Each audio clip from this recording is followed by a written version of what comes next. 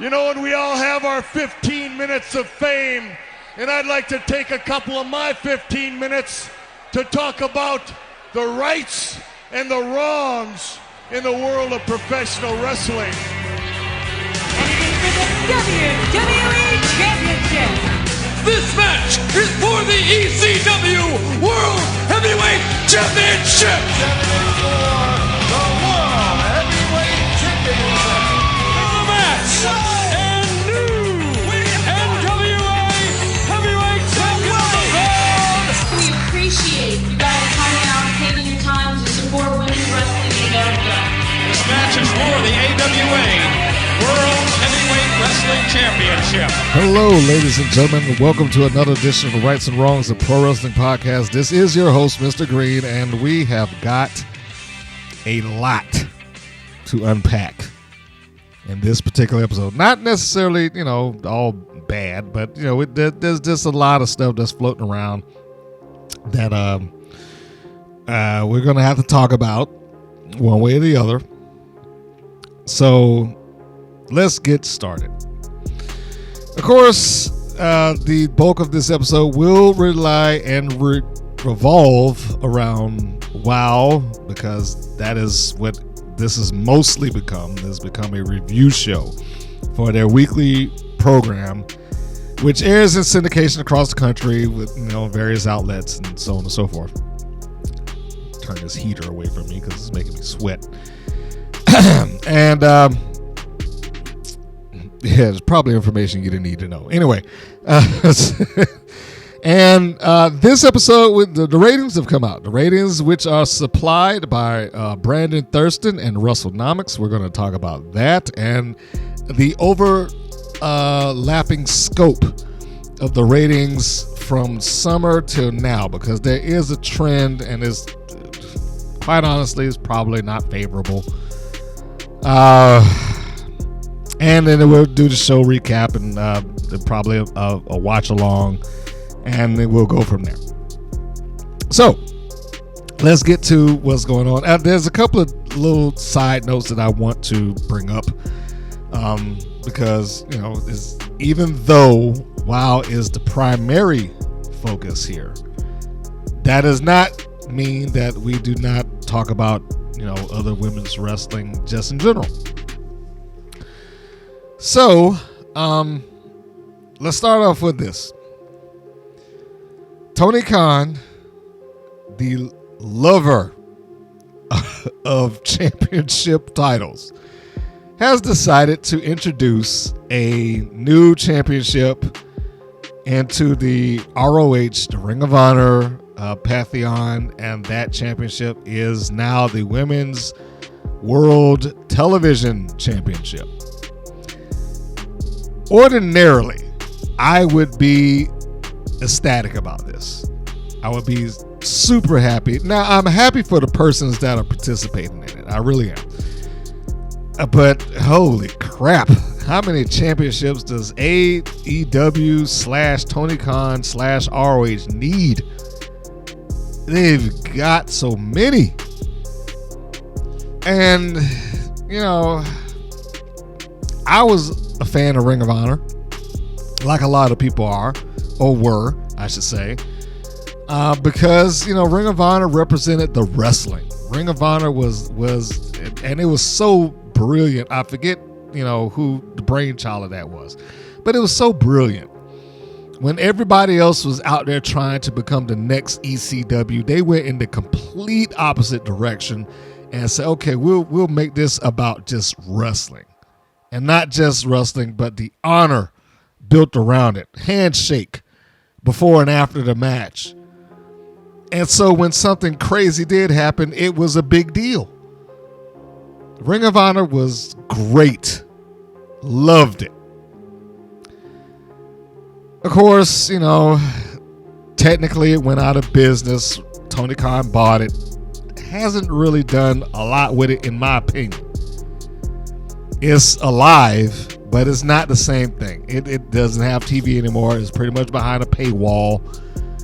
And, it's, in my view, and I'll just say in my view, is it exists in name only.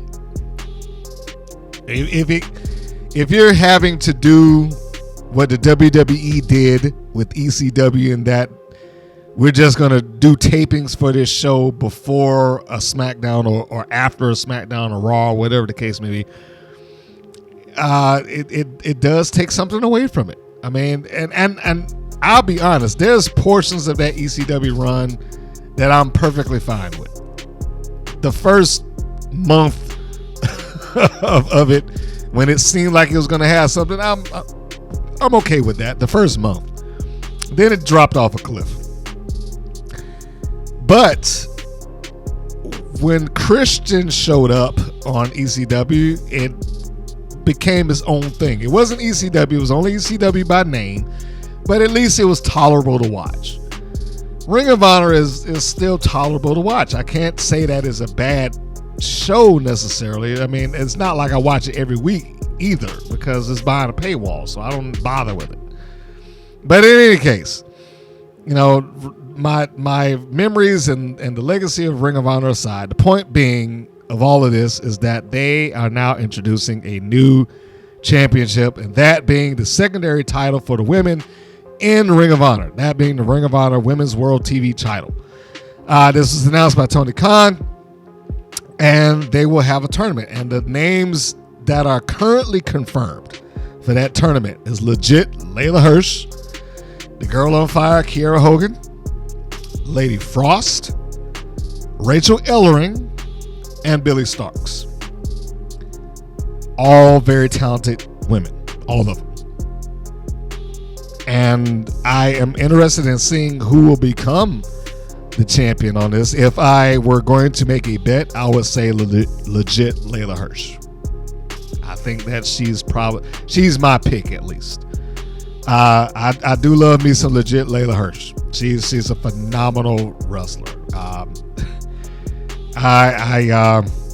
don't know if I can speak highly enough about it. And really, Kiera Hogan too. Kiera Hogan probably a little bit more personally, because I got a chance to shoot and produce some matches for her when she was just kicking off her career. So there is a little bit of that for me.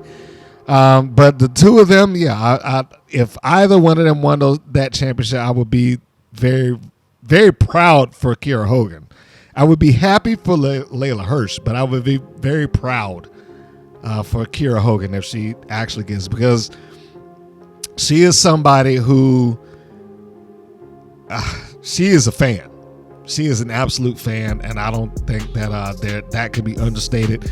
And one thing I will say before I move on, just as a side note to her, I really wish that the moment that she had with Mickie James in the ring one-on-one had been on a pay-per-view or some big event where it could have been promoted and shown, because she legitimately was a Mickie James fan. She had a YouTube account that was like Mickie James fan #1 or something like that before she got into the business. If you go back and you look at the interview that I did, which was probably maybe the second or third interview she did in her career, she talked about that. And I got the pictures and the video of her going to a Mickie James signing, and you know how the WWE loves stuff like that. But any other wrestling promotion could have taken advantage of it, and I can't understand why. I mean, that should have been a thing. It should have been something big. It should have been, a great pay-per-view. But it is what it is. Anyway, the point is that before I get too far off track, the Ring of Honor World Women's Television Championship, probably saying that out of order, but you get the point, it has been announced, and those are the names that are attached to it so far. Trinity Fatu. I said in the last podcast that it looks like she is having a ball. Maybe she's not, but she, anytime I see her, she looks like she is like legit just enjoying herself and enjoying doing this, working different people and being in different places and different venues. It's infectious for me to see her do what she's doing. I remember when Sting came back to wrestling. He came to TNA and he was in the Impact Zone and all that stuff. And he did a promo. I know some people like, well, Steen don't cut a good promo. You know, he does when he's got some emotion behind it. Yes, he does. He might not do it all the time. He ain't a Jake Roberts. He's not a Ric Flair or a Dusty Rhodes or, you know, the people who are known for being tall. He's not that. But when he's got some emotion behind it, he can deliver the goods. And that promo, he basically said when he came back and he heard the people in the Impact Zone, of all the arenas that he's been in around the world, the stadiums and the arenas and the thousands of people that he had performed in front of, that energy did not match his return to that small, intimate Impact Zone that night when he, you know, came back into the ring. And I remember the words at the end of it. It's like, and those are not just words. I mean what I say. I get the feeling that Trinity Fatu is kind of in that category because she's performed in front of some huge crowds. I mean, huge. She's been to WrestleMania. And, you know, every pay-per-view in between. But I honestly, and I don't have anything to prove this with, but I honestly believe that there is a different energy that she gets when she shows up at TNA, the Impact Zone. I think that the words that Sting spoke all those years ago apply to her now. That the energy that audience gave, you know, in WrestleManias and so on and so forth, may not necessarily match up to the energy that small, intimate crowd has given her right now. I mean, I legitimately love seeing her work right now. I mean, because she's all smiles, just all smiles. Looks like it gave new life to her passion and career. That's bravo to her. That's all I can say. Just bravo to her, and I hope that she continues to enjoy herself. And I'm sure she'll return back to WWE at some point. But at this time right now, bravo to her, and I hope that it continues and that she continues to have a good time. Mercedes Moné has a pretty high asking price to return to wrestling. Reportedly, I'll say it. Reportedly, she has a very high asking price. And now this is not necessarily new news.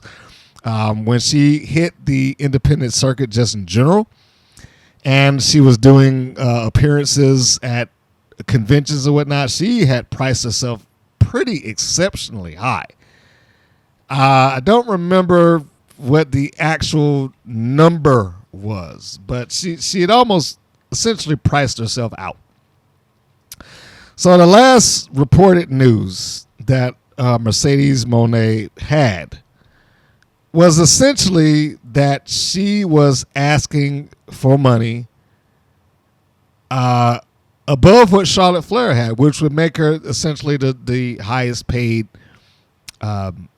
female competitor that's in wrestling today. According to Fightful, and I want to give them credit for that. According to Fightful, her reported asking price is above the amount that Charlotte Flair was paid in her new deal with WWE.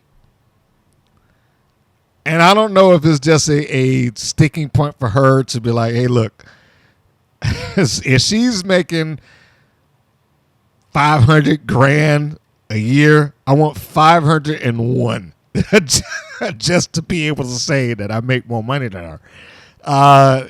Some people do that. That is a real thing. I know that's not that's not something that the average person deals with. But yeah, I mean, I've heard that before. I've heard that it's like, hey, look, if this person's making that, put $1 on it, so I could just say that I get paid more.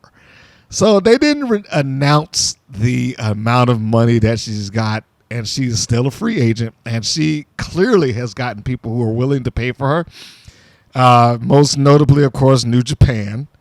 And she probably would have been there for a longer period of time. Of course, we all know that she was the inaugural IWGP, which one? Strong. The IWGP Strong Women's Championship. She would have had that, but then she got injured. Of course, that went over to Willow Nightingale, the former Eye Candy, if we want to rope that back to WoW somehow. She did get her chance to hold and become the IWGP Women's Champion. And I'm not going to be surprised at all if she winds up in AEW, because I'm sure of all the people that have money to throw at getting her in there, Tony Khan is probably the most likely. But in any case, the point here is that she has reportedly a high asking price, just above what Charlotte Flair got in her WWE deal. Whoever else can pick that up, that's going to be, remains to be seen, but that is where we are with her right now. And, of course, Impact Wrestling continues to push the boundaries of their women's division. They always have, ever since it has been established. That's one thing that the wrestling community has always pretty much agreed on, in that Impact and their women's division has been pretty high caliber, and they've been on a relative pedestal, maybe with the exception of 2010 when Hogan got there, maybe with the exception of that, when Hogan and Bischoff got there and they kind of took a nosedive for a little bit. But by and large, they have always been set on a pedestal, and they've always gotten the opportunity to do things within that company. They have their own feast or fired. I was going to say Money in the Bank, but it's not that. It's their equivalent to that. That they have performed in gauntlet matches, and the male counterpart, or the female counterpart, of the male matches that exist in that company. And they did this already, but apparently they're coming back to it. They're going to do another Knockouts Ultimate X. So, get yourself tuned in for that. If there's anything you can say about them, for all that people may have about Impact Wrestling / TNA Wrestling, for all they may say, they cannot say that their women's division has been treated, in terms of what takes place in front of the camera, you cannot say that they have not been treated good in that regard. That, they have given them as high a platform as Impact is capable of giving them. And that is the absolute truth. Speaking of platforms and whatnot, I think I'm not going to spend too much time on it, but we'll go into the ET special that they just had. As I'm recording this, it aired yesterday. This was the WoW special that was on the CW.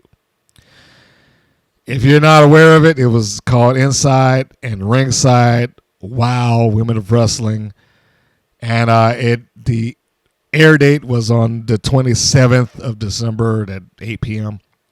If you did not get a chance to watch it, you can go onto the CW app and you can see the special in its entirety.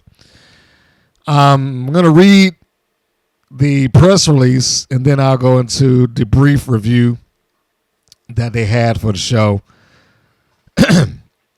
This is what was sent out. The revolution behind the phenomenon ensued. Jesus Christ. Can I read? All right, let's rewind that and try it again. The revolution behind the phenomenon. Inside the revolution that will make you say, wow. Go behind the scenes with the stars of WoW and how these superheroes are overcoming all odds, and how Lakers boss Jeannie Buss is on a mission to make women's wrestling a movement. And at the bottom is the normal stuff. WoW airs the weekly and national syndication. Fans can go to this link and find out where, et cetera, et cetera. Okay, so that was what was sent to me, and I got that the day before the program was going to air. So I don't know how much lead in they were looking to try to get off of this, but, you know, I mean, we did the best we could do. Of course, WoW peppered it all over the social media, and the WoW superheroes, the WoW girls, did the same thing. They peppered it all over their social media to let everybody know that, hey, you know, this is going to be on, and you should watch it. The long story of this is that if you've looked at, this is not telling you anything new. All right, let's start with that. This is not going to tell you anything new. If you saw at any point the My Road to WoW series or WoW, the Origins of Women's Wrestling documentary that is on Pluto TV, this is like a 40-minute condensed version of both of those. That's the best way I could describe it, because it's not really giving you anything pertinent or different. This is a 40-minute infomercial for WoW. That's pretty much what it comes down to, in my view. This is, you know, a hype machine for the product. Nothing wrong with that. If I had a TV show and I had access to Entertainment Tonight or Extra or Inside Edition or whoever happens to be covering, I would want them to do the same thing. I would want them to give my version of the story to whoever's watching it. Now, bear in mind, even the best of them do this. WWE, we all know, is the industry leader as far as wrestling is concerned. Regardless to whether you like them or not, they're the industry leader. And I've seen lots of WWE documentaries. Rise and Fall of ECW, The Spectacular Legacy of the AWA, Rise and Fall of WCCW, the Monday Night Wars, etc., etc. The one thing that you can count on is, you know, they will ride some truth into those documentaries, but you can always count on that it's going to fit a WWE narrative. And so because of that, you learn to take certain elements of the show with a grain of salt if you're trying to be historically accurate. Example. According to WWE lore or their mythology, they like to paint the picture that without Vince McMahon and his vision for pro wrestling / sports entertainment, without him, wrestling would still be in armories and dark clubs or with high school gyms and this, that. And without his mastery and marketing and so on and so forth, they would have never gotten out of that. That is the narrative that they'd like to pitch. The truth of the matter is that Vincent McMahon Sr., not Kennedy McMahon, that's Jr., the one that we all know today. Vince McMahon Sr. was doing the Garden at Madison Square Garden for years before that. So there was already an arena pretty much once a month. If you take him out of the equation, you still have guys like Vern Gagne, who was doing, you know, an arena in Minnesota. Or you could look at Jerry Jarrett, who was doing that in Memphis, the Mid-South Coliseum. You could look at Mid-South Wrestling with Bill Watts. They sold out a stadium, an arena. WCCW with Fritz and the Von Erichs, they did it. They did a stadium show, Parade of Champions. So the idea that, well, this would have never happened without it. They would have never got the opportunity to be on these big platforms without Vince McMahon. The idea that was something that said is, yeah, it sounds good, but it's not true. And they were already in arenas, and they were already in the stadiums. Now, whether they sold them out or not, or how good or bad the house was, that might be different, and it will probably vary from event to event. But he is not the originator of that. Even if you just went by WWE's mythology alone, he's not the innovator of that. The Shea Stadium show was in a stadium. But, of course, they don't acknowledge that. They couldn't acknowledge it because, they also had Hogan slamming Andre there. When later on they had the narrative that Andre had never been slammed. So, it's things like that. So all of that to say, when you look at this particular show, it is going to lean very heavy into the WOW narrative of, the WOW is starting a revolution of women's wrestling. And I'm not saying that they shouldn't say that about themselves. They probably should. But the truth of the matter is that they're probably about 10 years behind on that. I know they wouldn't like to admit that, and nor should they admit it when, you're talking about their wrestling product. But they're about 10 years behind. There's been other companies that have tried it. There's been other companies that have actually succeeded and propped it up and done more for some individuals rather than WOW has. A brief overview is let's just look at Shimmer, for instance. Now, Shimmer was founded in, 2005. By Dave Prazak and I think Allison Danger. They were partners in that, if I remember that correctly. And it was pretty much a straight DVD company because there was no streaming platform at the time. So they operated almost exclusively. Not almost, they did. They operated exclusively off of DVD sales. But they also went out of their way to give you the absolute best women's wrestling that they could present at that time. Everything that WOW was talking about they're doing now, Shimmer did then. Now, that's not to say that WOW didn't exist before them. They did. They just didn't do as good of a job. The WOW came around in 2000, 2001. And then they went to the pay-per-view, and that entire pay-per-view, you might have had one match that went beyond 5 minutes. Shimmer was doing that on a regular basis. They were putting on stellar matches on a regular basis. Go back and watch Mercedes Martinez versus Sarah Del Rey. Fantastic matches that they had there. And they propped that up. And when WOW went away and when they were on a 14-year hiatus, Shimmer was still around. You can point at Impact Wrestling, TNA, who, in my opinion, kind of rode off of the back of Shimmer. And I'll go one step further to say Glory Wrestling, which is a forgotten entity at this point. But when Glory Wrestling came around, it was more or less a wrestling database that if the women wanted to get the names out there at that time, and this is really going back a long ways, but they kind of came around the same time as WOW. Almost parallel. And if not a little bit before them, actually. But when they presented Glory Wrestling, the Glory Wrestling website, you had so many names there that you probably know now that were just there trying to get noticed. That was the point of it. So if you were a wrestling promoter or something like that and you needed to find talent, you could go to this website. You could read where they were from, who they were trained by.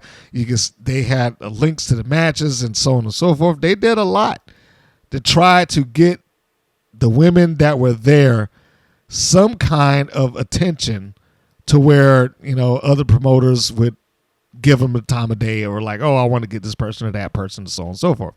Now, that website still exists today, but it is not active. Everything they have there is like crazy old. So, I'm not telling you to go and seek it out necessarily. But the point there being is that they had a lot of people who were there to get their names across, and they did. Daisy Hayes, Alexis Lurie, who we knew or went on to become Mickie James, 21st Century Fox.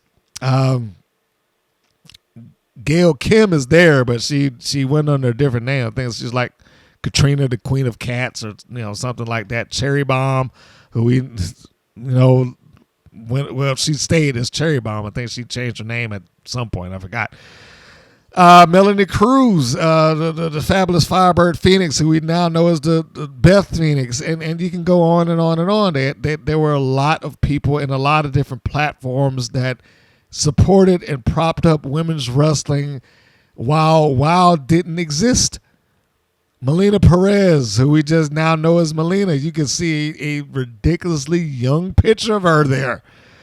So I mean, there's a lot of that that's there, and I'm not saying that to disparage what ET as a production did for WOW. Like I said, that was their job. Their job was to push WOW and make them look good, and they did. But as a non-connected entity to that, as a third party, as somebody who has nothing to gain either way, I think it's important to say that, well, there were other platforms and there were other people. To say that WOW was the kind of kickoff of this revolution ignores a Glory Wrestling. It ignores a Lewis Wrestling, which that's forgotten. I forget what it was, the Ladies of United States and International Superstars, something like that. It ignores the Shimmer. It ignores the Shine. It ignores the Girl Fight. It ignores the WSU when they were still pushing it. It ignores the TNA. It ignores even what the WWE did like 4 or 5 years ago, when they spent the entire year that they had putting their beyond probably what some people even wanted. They pushed their women to the moon. It was the first ever women's Hell in a Cell. It was the first ever women's Royal Rumble. It was the first ever women's Money in the Bank. It was first ever, it all led to the first ever women's main event at WrestleMania. They kicked off that revolution. What was that, 2019 or 2018 or something like that? They had that revolution or evolution or whatever the case may be years ago. So it's understandable why WOW and ET, I don't know why I blanked out on that, but it's understandable WOW and ET, Entertainment Tonight, positioned WOW in this way. But it also is a little, it skips over a lot. That's the best I can say for it in that regard. It does skip over quite a bit of the other companies who might not have had the same kind of access or funding or whatever reasons that you may have had, but it does bypass a lot of that. And yes, 2019. So I mean, even if you're just going off of what the WWE did on its own, we're close to 5 years on that. So WOW's a little bit behind the curve as far as that is concerned. The other thing, before I get off of it, is that this. Looking at some of the clips and footage that they used, Entertainment Tonight, that is, to do this particular segment, it does come off like either they produced this at the beginning of the year, last year, to for it to air, or they just grabbed any piece of footage that they had and didn't bother to update it, because they got people in the clips who aren't there anymore. Miami Sweet Heat still wearing their babyface colors, which was the colors of Miami, the University of Miami. Showing pictures with Tessa Blanchard in it, AJ Mendez, even though she just left, she's a big talking point. So, there is that. So it does come off as a little bit dated at times. But a lot of it, as I said, it's an infomercial for WOW. What they do in front of the camera, what they do behind the camera, that the wrestling hurts is all the same stuff that you probably heard already. The last portion of that is, Jeannie Buss is the big talking point, and she's carrying on about what she wants WOW to be. I will say this. David McLane comes off as more realistic in this program than Jeannie Buss does. In that he said something to the effect of, in the next 5 to 10 years, we'll be doing this or that. In the next 5 or 10 years, we'll be doing weekly television shows. We'll be traveling. We'll have a presence in retail and so on and so forth. That was his.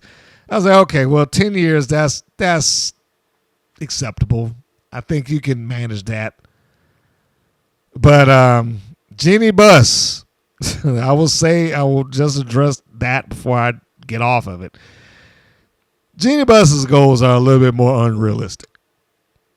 One of the things that she's talking about there is they're going to have someday their own Dwayne "The Rock" Johnson, or they'll have their own John Cena.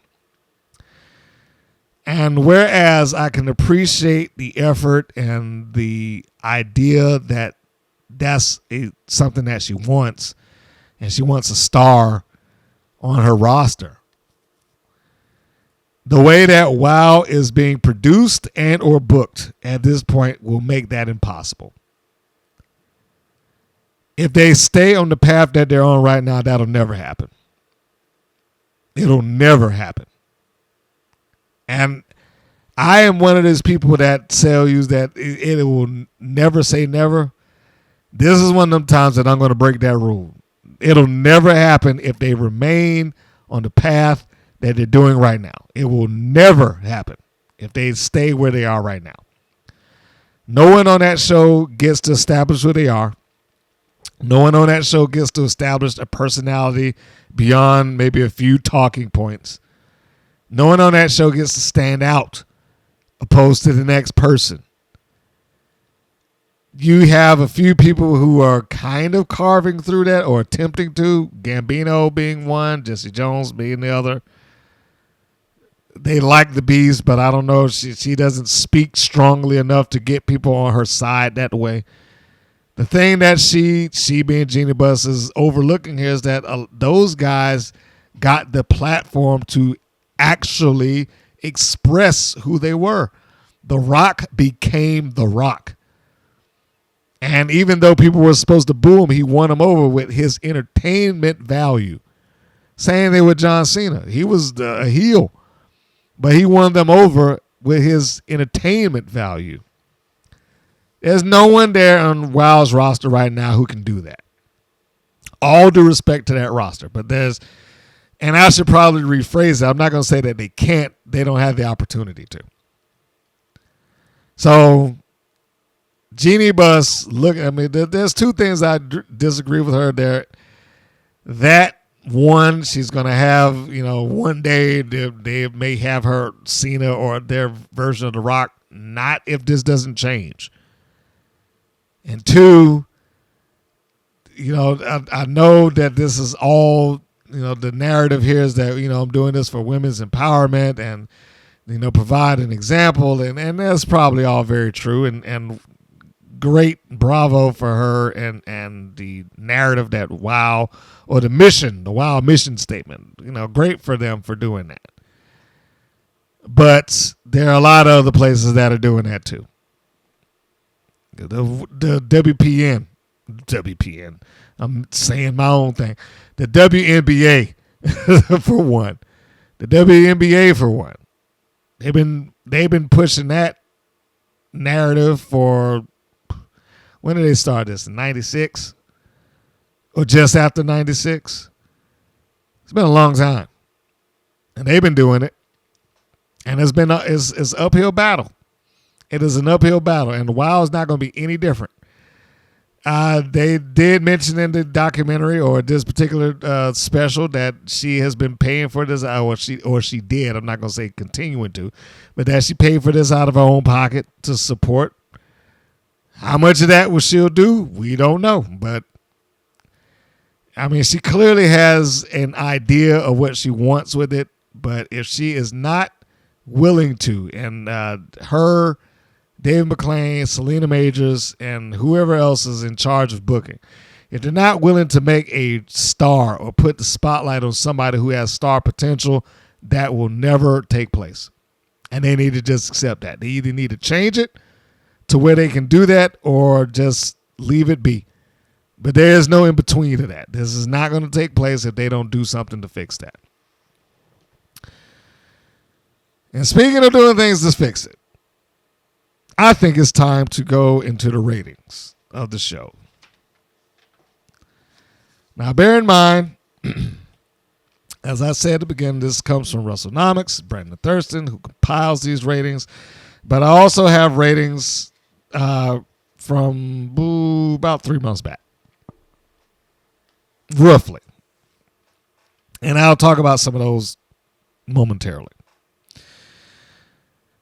These ratings are reflective of the month of November, the first week of December, November 5th through December 3rd. And I will give the preceding rating, which was the last week of October, so you'll know where they were before we go into where they are. So, the lead-in, the previous week, October 29th, which the main event was the Beast versus Vicky Lynn McCoy. This was a no contest match. And it had a rating of 0.05, which equates to about 243,000 people watching this show. That's not a high rating, but that is the rating. That is what leads into what I have in front of me now. November 5th, from that week, they lost 2,000 viewers. Their rating point and the ratings point is reflective of 18 to 49. I want to make sure I give the demographic that they're shooting for here. But their rating point went down by 2. It was 0.03 on November 5th. And the viewership was 241,000 viewers. Like I said, down 2,000 viewers from the previous week. Now, the main event was the WoW Championship, Princess Aussie versus Tormenta. Generally speaking, the trend has been that the ratings reflect that the championships have not done well on their broadcast, probably because it's been on there too much, but that's basically what has begun to reflect. Surprisingly, the following week, they shot up by a significant amount of viewers. November 12th, the demographic 18 to 49, the rating shot up to a 0.06, which is about 332,000 viewers. They went up 91,000 viewers. The main event for that was Miami Sweet Heat versus Las Banditas. Imagine if that feud had heat on it and people actually wanted to see it that much more.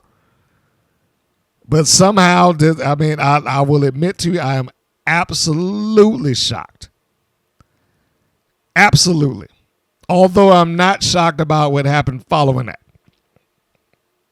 But anyway, the Miami Sweet Heat versus Las Banditas match shot them up just over 250,000 by 100,000 people or so. Like I said, the viewership went up 91,000 viewers. They also did not have anything to compete against, so I would imagine that has something to do with it. Or maybe the curiosity of seeing these two teams go at it. It's quite possible. The next week, November 19th, they lost nearly every viewer that they gained.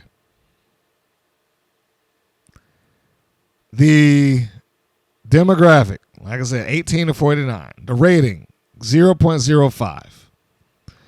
The viewership, 249,000 viewers from The previous week's 332,000. They lost 83,000 viewers. The main event for this week was the unsanctioned match of the Beast versus Vicky Lynn McCoy. This is a payoff to the angle that last aired on October 29th.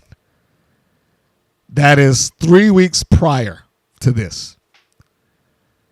So they're expecting people to have maintained the desire to want to watch this main event match for 3 weeks unmentioned and unbothered, and here you are. So they lost a significant chunk. Like I said, almost everybody that they gained, they lost with this match. The only competition that was on at this particular week was AEW Full Gear was there. So, I mean, I take that with a grain of salt. It aired the night before. It aired on the 18th. This show was on the 19th. So whether or not that had any effect to it, I doubt it. But, I just want to bring that up. The following week, November 26th, they are remaining at a 0.05 rating with their key demo, 18-49. And the show went up. It went up 43,000 viewers. It got them to 292,000 viewers. And the main event for this was the Wild Tag Team Championship. Is the Tonga Twins versus The Last Call, which I was a little bit like, okay, I'm not overly excited about this match, but whatever. It did gain viewers. I don't know if they tuned in specifically for this match or whether the effect of it helped at all. One thing that I've noticed in terms of trend when I look at these ratings from WoW is that they do not maintain the audience. They get bumped up and then it drops down. They get bumped up and then it drops down. This is one of those weeks where it bumped up. It dumped up, like I said, 43,000 viewers for the Wild Tag Team Championship. But it also caused a significant drop the following week. Because if we're going off of them advertising, hey, fans, you don't want to miss this next week, it didn't work. It didn't give them anything that they wanted to see, and they lost a significant portion of it. The following week, the first weekend of December, December 3rd, this aired a 0.03 in the ratings, or in the key demo rating. The viewership, 239,000 viewers. They lost 53,000 viewers going into the following week. The main event, the Mother Truckers versus Miami Sweet Heat. This also was the payoff for an angle that spread about 3 weeks difference. This December 3rd airing is the payoff for a November 12th angle that started. And it looked like outside of their core audience, not a lot of people cared about it.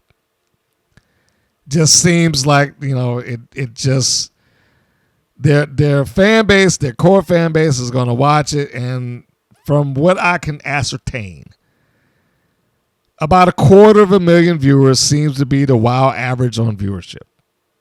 It goes up, it goes down, but it basically hovers around that mark, around 250,000 people, as far as ratings are concerned.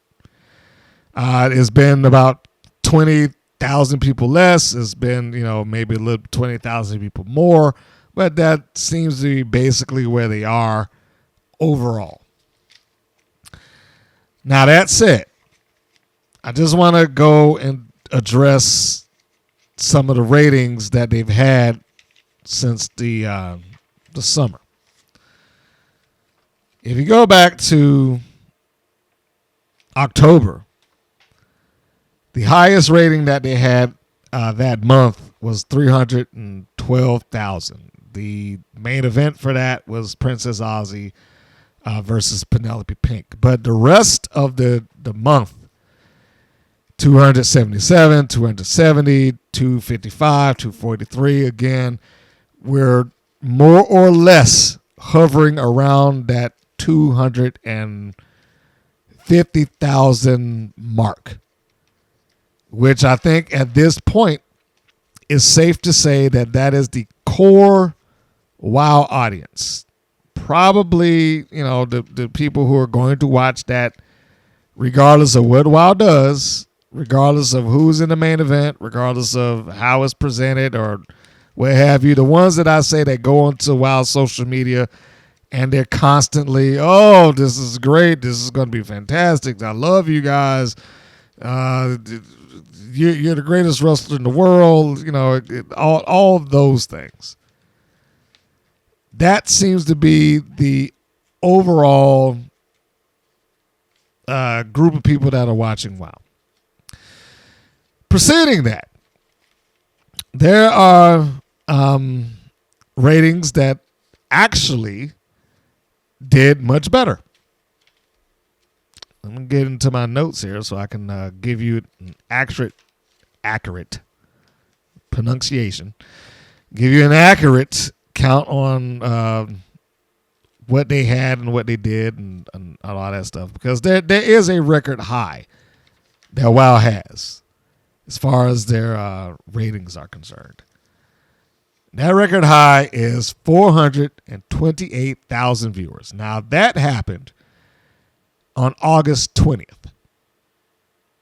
The main event for that was Last Call versus the Monsters of Madness, which really, as far as I can remember, had no special setup to it or angle that was leading into it or whatever the case may be. And they actually trended upwards in August.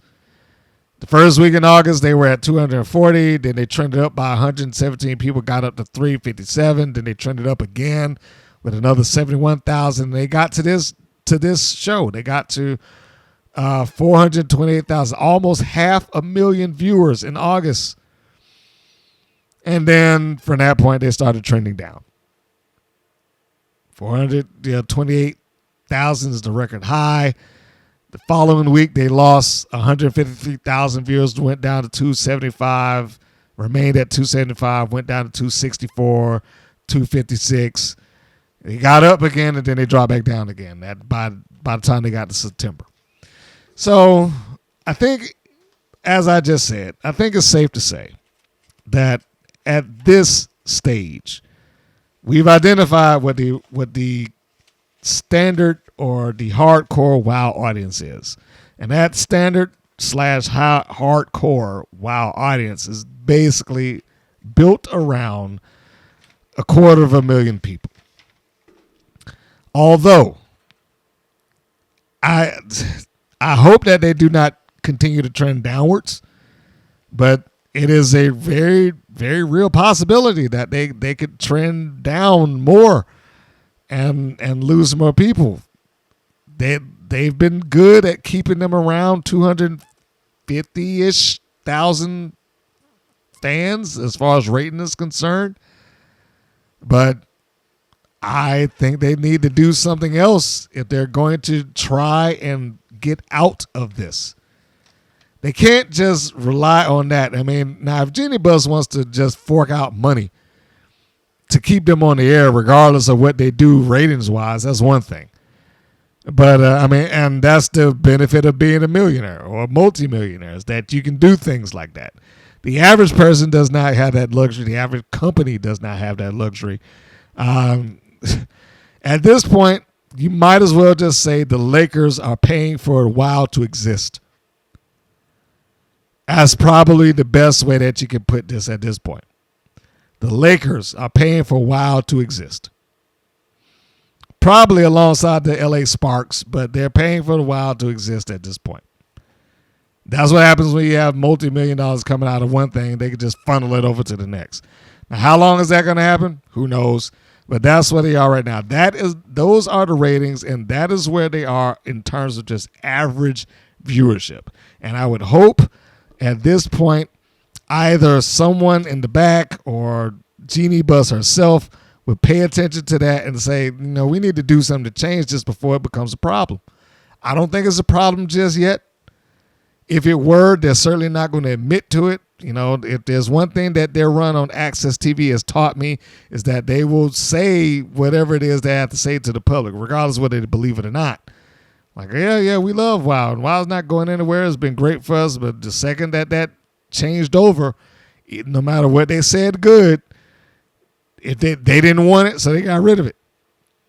And it couldn't have been that, it couldn't have been that high on the ratings that it was a major consequence to them. They didn't care. They lopped it off. And I would think that before they get to a point that they might repeat that process, they may want to address this issue. One other thing before we go into the actual review of the show is I think it is pertinent to bring up some fans out there are a little overzealous. Just a little bit. And this is not a talking point that I was going to get into, quite frankly, but when I read this particular one on WoW's Instagram, I was like, okay, bro, I think you're going just a little bit too far. And this comes off to me as red flags. And without bringing up his name or, anything that would draw attention to him, he basically said something to the lines of, I met you. This is on the Pep Riley post. Like, I met you and, we talked about my girlfriend, Simone Williams, a.k.a. Princess Aussie. Now, he tagged her in both of these.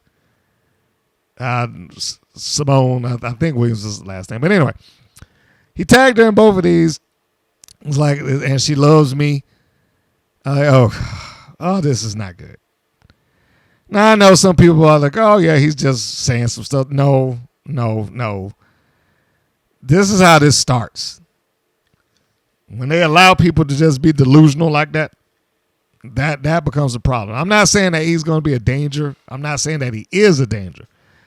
But I would certainly keep my eyes on him if I was Princess Aussie or anybody else in that company for that matter. Getting on their social media and talking about one of their stars being in love with you or you being their boyfriend, significant other, them being your girlfriend. I mean, it's one thing for you because there's plenty of people that get on there and like, I love so-and-so. I love Candy Crush. I love Exodus. I love Genesis. I love Jesse. It's one thing for you to do that. It's another thing for you to say that, frame it as if we're in a relationship, whether that be true or not. Tag that person in this statement that they have not responded to and probably are not going to. It gets, quite frankly, borderline scary. I will speak for her in that. I had an entire segment that aired on the Women's Pro Wrestling Network Facebook page called Tales from the Creep, where all the interviews that I did, I asked the individual, the woman that I was talking to, did you ever have any tale of the creep? And more often than not, 9 out of 10 times, they all had a story to tell. All of them. Now, they were far removed from those situations, so they were able to talk about it with some, levity to it. And, yeah, this happened to me, and I was at this, or this person followed me, or, stuff like that. But, yeah, man, that's not good, and it's not cool. I mean, maybe he didn't mean anything by that, but I would imagine that if you are a fan and you're posting things like that, you should probably learn how to phrase it differently, because those young ladies get a lot of flack anyway. They get a lot of people that are talking about how good they look, how beautiful they are, and they want to get married to them, and they get that anyway. When you do things like this, it is never going to just up and make them fall in love with you. She's not going to turn around and read that comment and be like, oh my God, I never knew. So let's get married right now, or let's start dating. That's not going to happen. So if you didn't have any intentions for that, if you know that this isn't going anywhere, don't be going out tagging these ladies and stuff like this. All that's going to do for you is you're going to go on a list for them. You're going to go on a list of people to avoid, whether you intended it that way or not. Whether it was a joke, whether it was, oh, I was just saying that in jest, I didn't really mean anything. However it is, be careful what you say in those environments online. And that's just open advice. It's not a good thing. It's not going to be cute. It's not going to be perceived or considered that way. You should probably watch how that is phrased before they get really nervous around you and start reporting this stuff. And I can tell you with firsthand experience after talking to several of them, they have no bones about reaching out to your family if it goes too far. Your mother, your wife, your girlfriend, your sister, they have no bones about doing that, or telling the cops that this dude is off his rocker and I need you to watch him. So if you've convinced yourself that Princess Ozzy is your girlfriend, that you have to tag her in 2 different accounts for her to see it, then yeah, I would have some concern there. Anyhow, let's go to something a little bit more upbeat and look at the Women of Wrestling, the WoW review for this week. That'll be episode 67. Chronologically speaking, season-wise, it's going to be 215. So you can find all of these things. The title of the show was What's in the Box? And we'll get to why they called it What's in the Box once we get there. So it begins with a recap. This week we've got David McClain and Nigel Zane doing the commentary. Stephen Dickey's out. And I have to go ahead and admit on record that Nigel Zane is doing a good job here. He's doing a great job, really.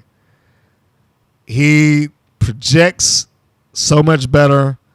He comes off as a professional, and like commentating was his job.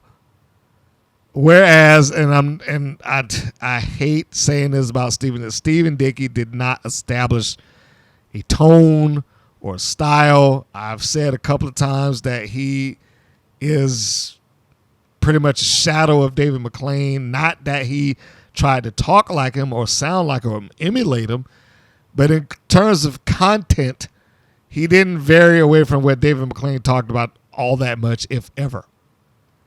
Nigel does the same thing, but he's able to present it stronger. He's able to give his, even if the sentiments that he and David McClain share are exactly that, shared sentiments, he's able to make it sound like he has a different stance on topics here and there. And even when you get past that, even if he's unable to make it sound that way, he's able to sound verbose and present with some level of authority the stuff that he's talking about. He just sounds good on the microphone, and I have to give him credit for that. The first thing that they have is Abilene Marverick. She comes out to the ringside. She cuts a promo basically on the fans. It's not going anywhere, and she's talking about they should know who she is. I'm not really sure why. Nigel Zane does say something that I thought was silly, in that he's like, how could they not know who she is? Well, probably because she hadn't been on TV in 4 years or wrestling in general for 4 years. That's how they could not know who she is. That is one of the points where I'm like, okay, this is when they start becoming the voice of David McClain, because that is absolutely something that he would say. Well, how could they not know? Abilene Marverick is no star. And there's no reason for any of them to know who she is. So she calls herself the VIP now.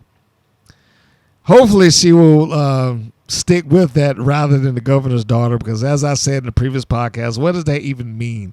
And how does that even relate to what she's doing or how she's doing it on this show? It doesn't. So her calling herself the VIP, I think they can work something better with that.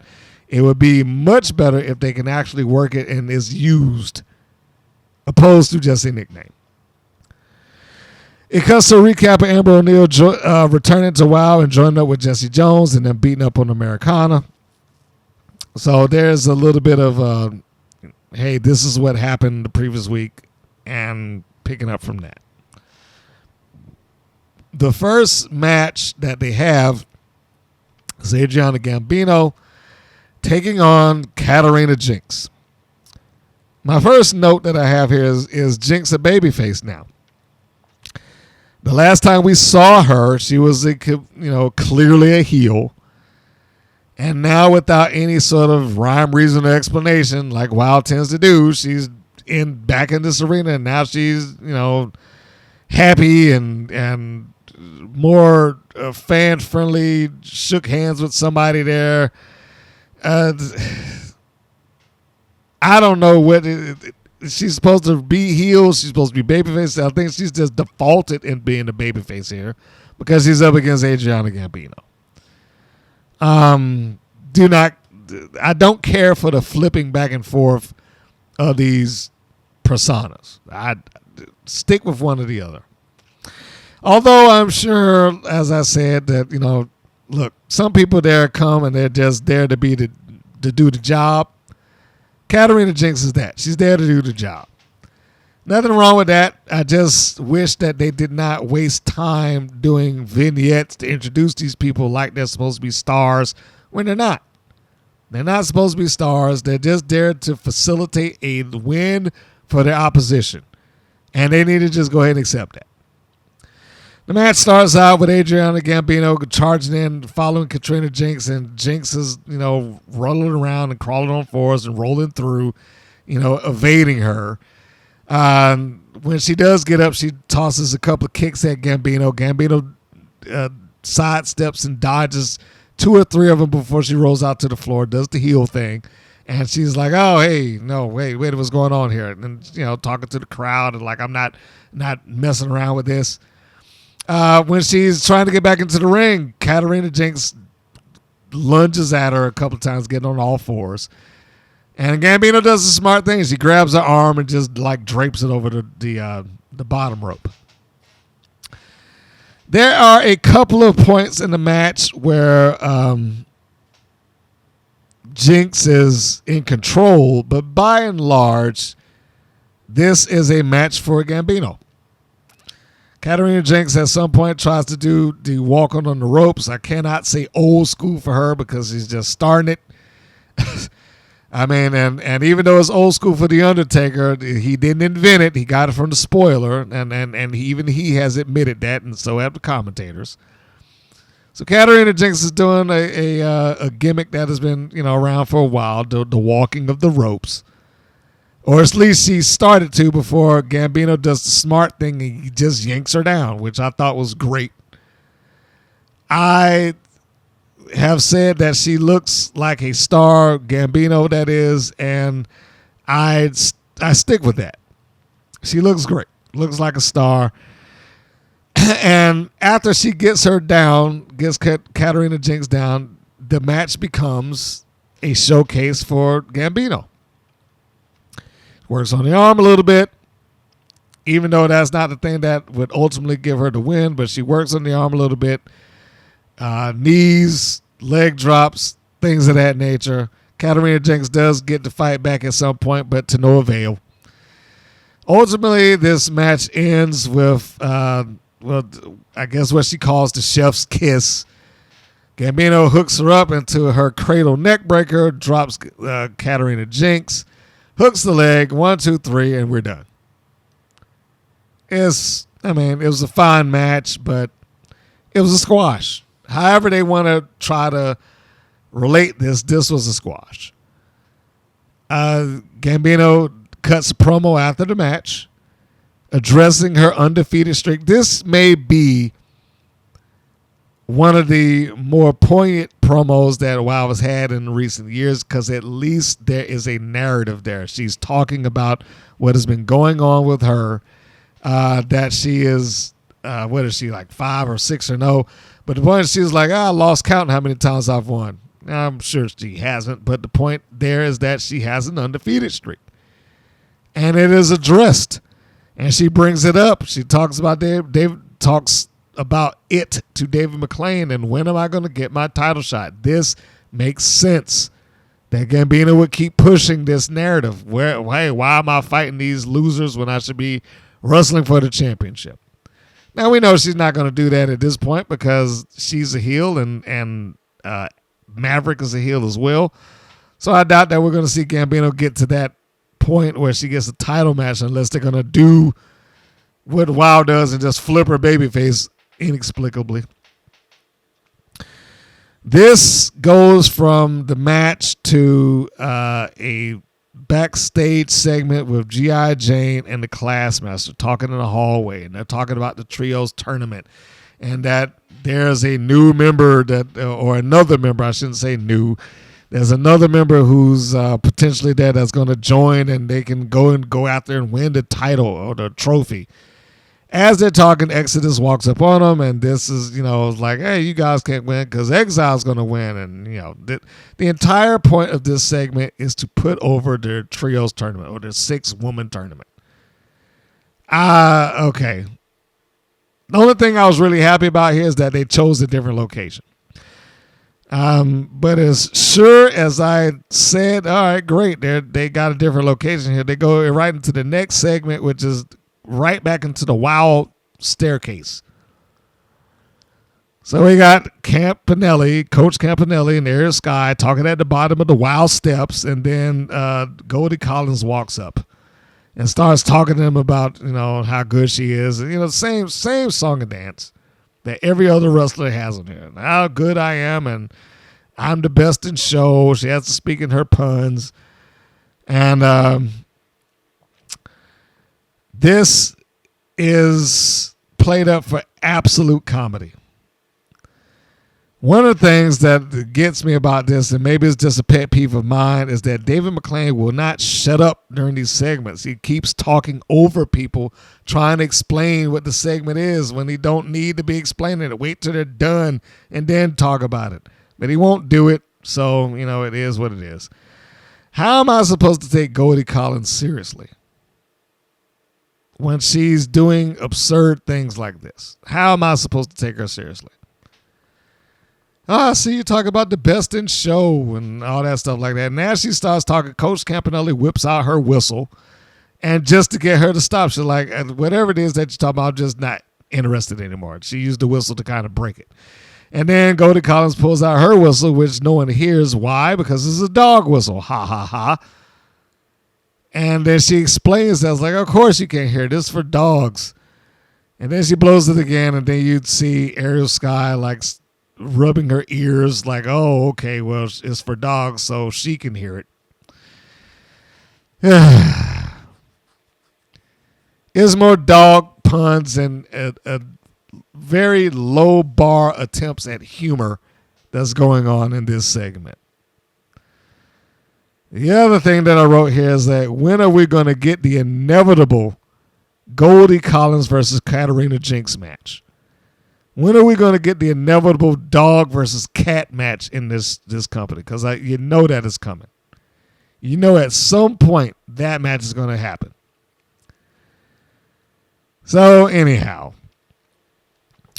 next segment is Goldie Collins, Coach Campanelli with Ariel Sky going to have their match in the ring. The commentators are still insisting that there was some sort of worldwide search to find the next member of Team Spirit, when clearly they have not left Los Angeles, much less that building, to go and find anyone.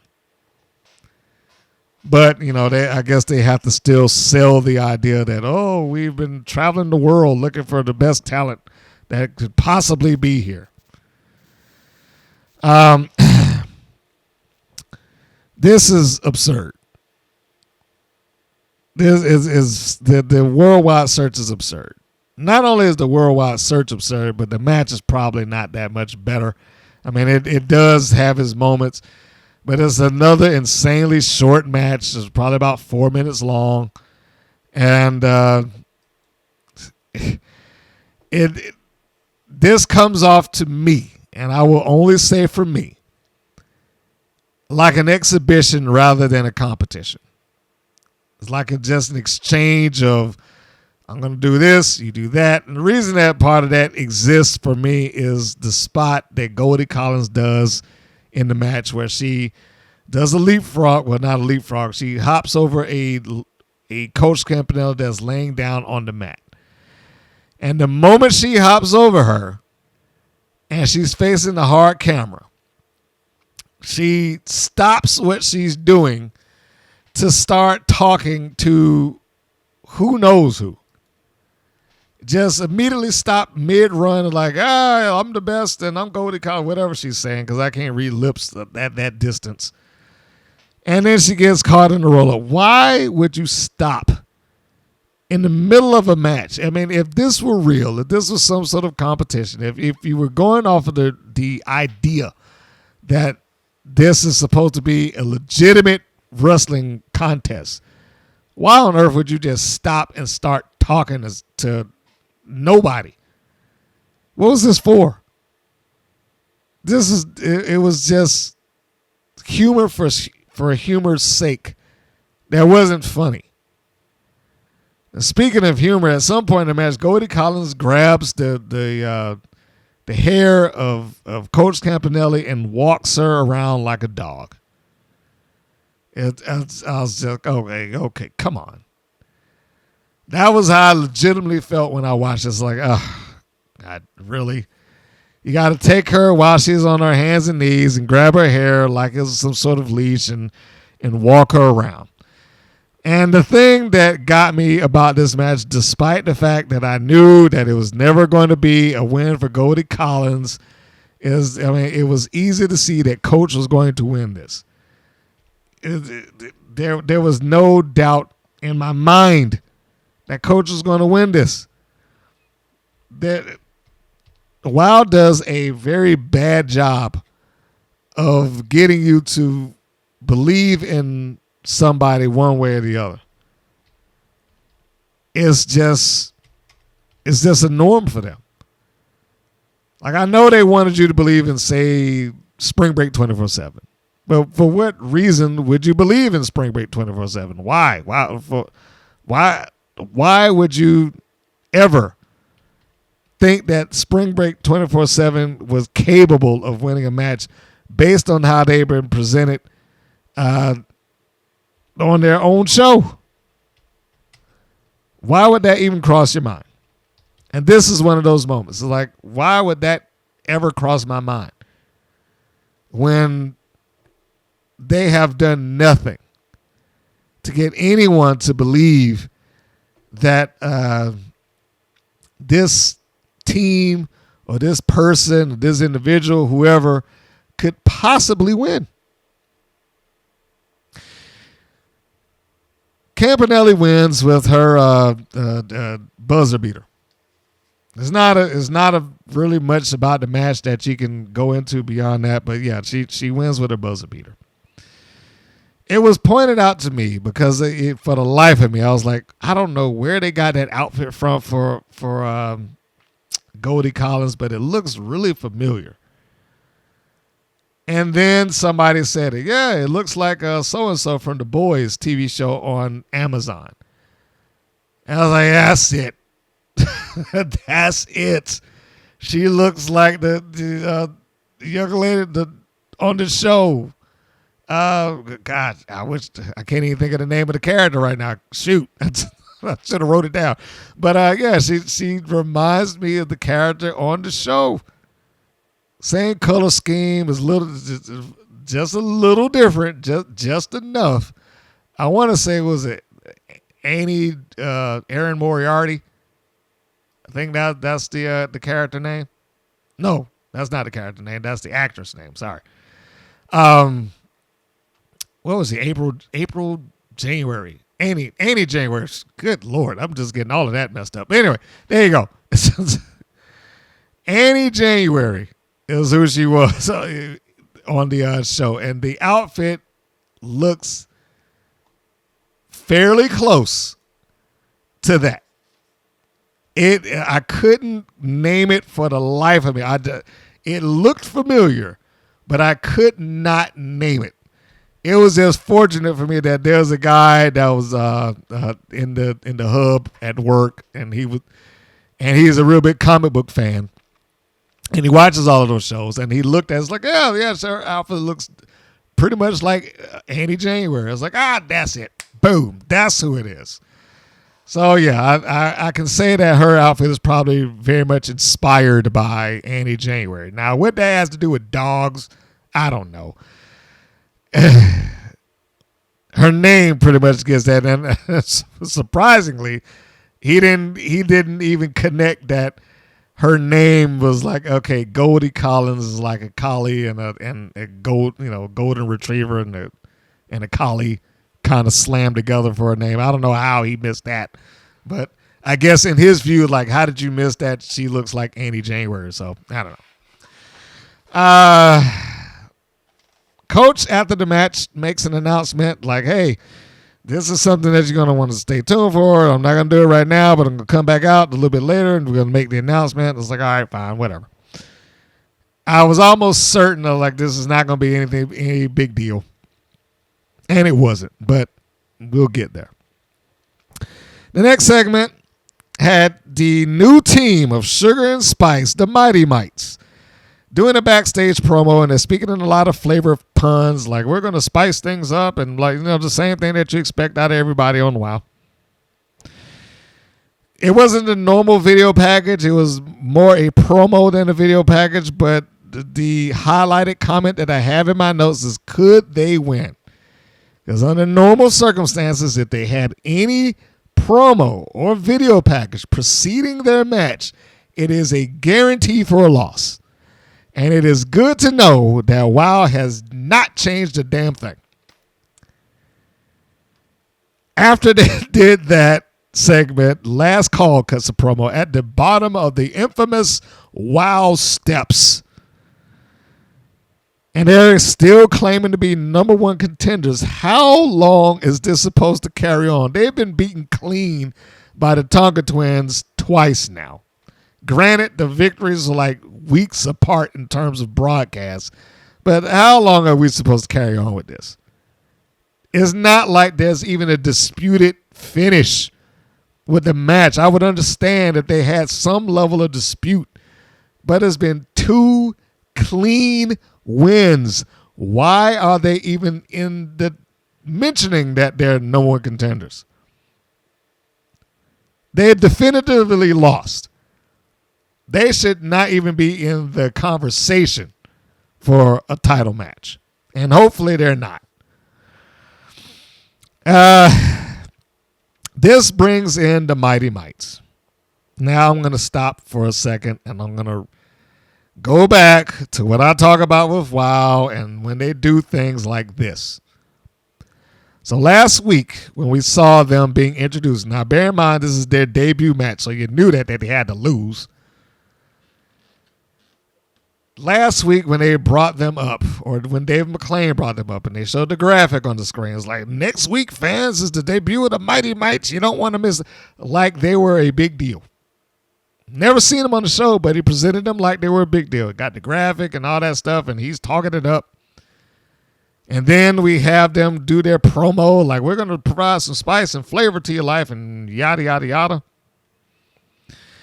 And then they proceed to get into the ring and get completely demolished. Like, why did you even bother wasting airtime promoting them? This is not the thing that I would say that needed to be promoted to tune in next week for. I'd have changed the channel.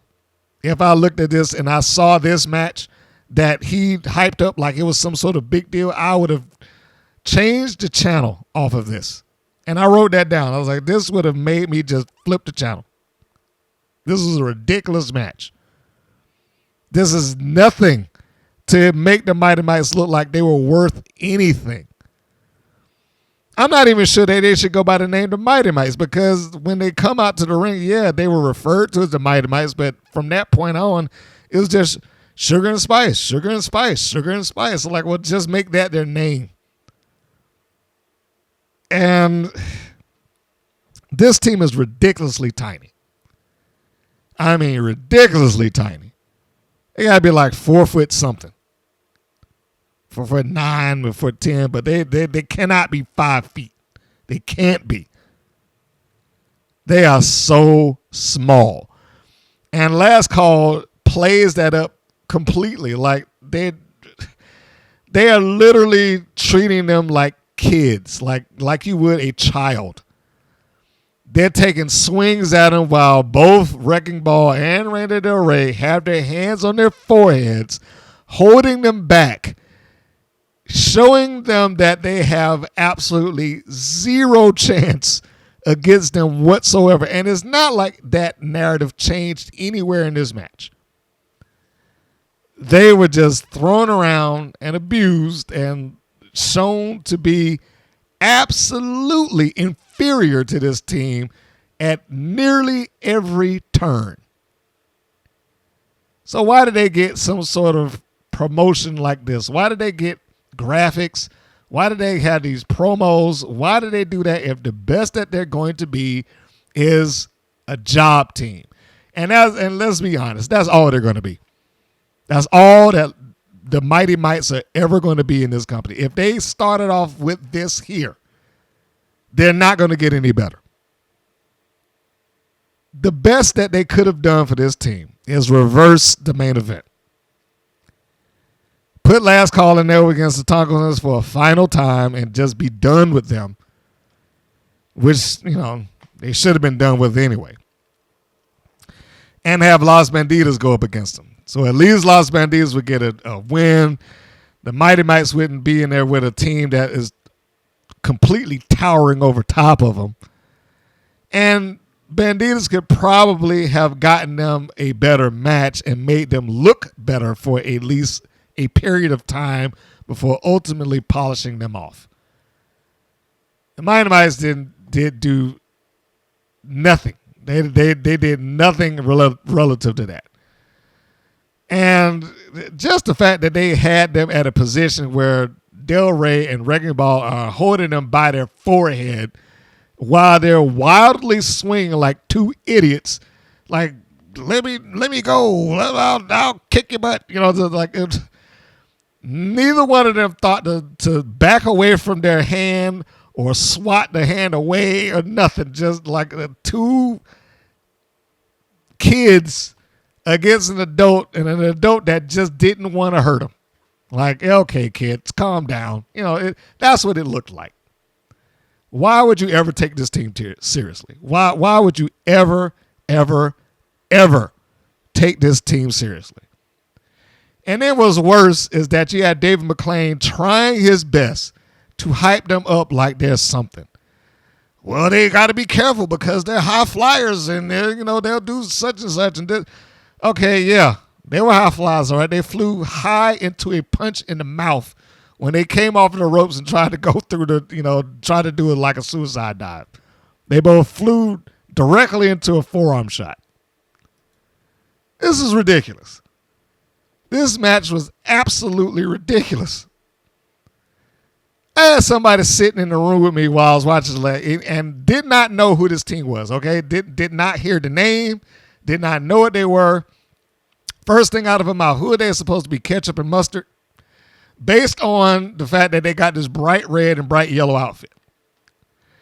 And the sad part about that is that, you know what? You're not that far off from the truth. I know she was trying to be funny. I know she was trying to be, ridiculous and whatnot. I was like, but the sad thing is that you're not that far off. Especially when the better portion of what they did was talking spice, puns. Now, did they have a portion of the match where they got to do something? Yeah, they did. They got, a couple of duck through their legs, drop kick, and did, come off the back of a wrecking ball as a quick little spot.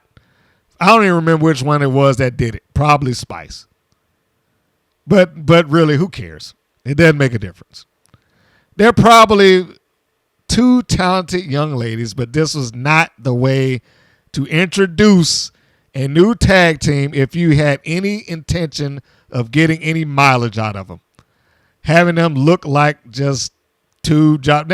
Even the fact that they would double team and try to illegally, because that's basically what it was. Even the fact that they tried to do stuff illegally, double teaming them, didn't work. They did a blind tag. They had both of them in the ring. One of them's hammering away comically at the stomach of Reina Del Rey. The other one's behind her, ready to do a schoolgirl. And that didn't even work. So, as soon as she goes up into the ropes, Del Rey just does a hip toss. Boom, you're done. Flatten you out on your own partner. And it's like the best that they tried to do as the underdog was nothing. Like the best efforts that they could do showed to be completely ineffective. She tries to do what would you even call this? And I don't even know which one is what. The one in the red, we'll say. She gives both Reina Del Rey and Wrecking Ball. She gives both of their wrists, and she tries to go do one of those maneuvers where they come off the ropes and use that as a point of leverage to get an arm drag in. Didn't make it anywhere.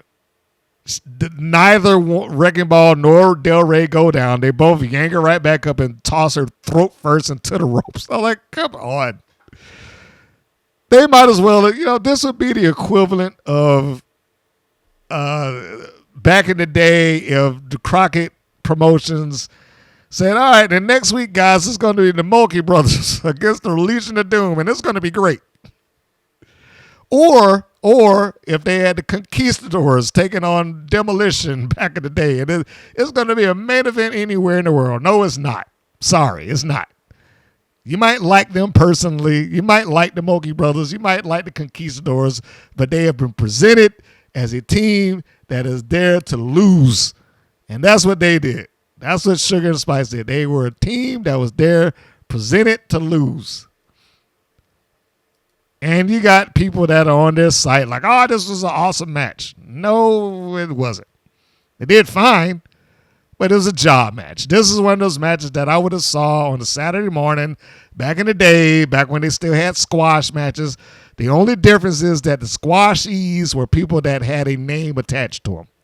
For better or worse, they had a name attached to them, Sugar and Spice.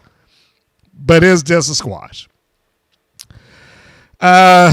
Getting past this, ultimately, Last Call wins easily by slamming one of the mites on each other. So I'm not sure what the Mighty Mites or Sugar and Spice or whatever you want to call them was supposed to get out of this. They did a few moves, I guess, that were, perceived as outquicking their opponents or attempting to outquick their opponents. But like I said, they flew high, all right? They flew right into a punch in the mouth when they tried to double suicide dive right out through the ropes. And it just looked ridiculous. It just, how can you believe in this team? How can you possibly believe in this team when they just got squashed immediately? And that's how Last Call won. It was a double pin at that. Like they did that, and then they just, bam, used her partner as a weapon to her own partner. Used Sugar to slam on Spice or vice versa. And then they double pin them and it was over with. So we moved on. It was ridiculous. It was fun for Last Call. If you're a fan of Last Call and you just want to see them beat up on somebody, then this is a fun match. But if it was supposed to be competitive by any standard or any metric, this fails miserably. And if it was supposed to be some sort of introduction to make the Mighty Mites look good, it also fails miserably. And the next segment, Campanelli and Aerosky come out with a box with somebody walking underneath it to introduce their new member. The first thing that I thought about was the old adage that Jim Cornette talked about when he said that Vince Russo didn't understand. It's like, well, don't you know anyone that comes out of a box is instantly over? Which was a sarcastic remark to Russo at the time. But apparently he took it literally. It feels like Wild took this literally too. Like, I don't know. All right, guys, we got this box. And this is the newest member of Team Spirit, as we searched the world to find our new talent. And here she is. They take the box off, and it's Pep Riley. And I'm sure you get the joke here that Pep Riley is the equivalent of a pep rally, you see, because she's a cheerleader. So pep rally, ha, ha, ha, ha, ha. All good stuff. This is A-class material.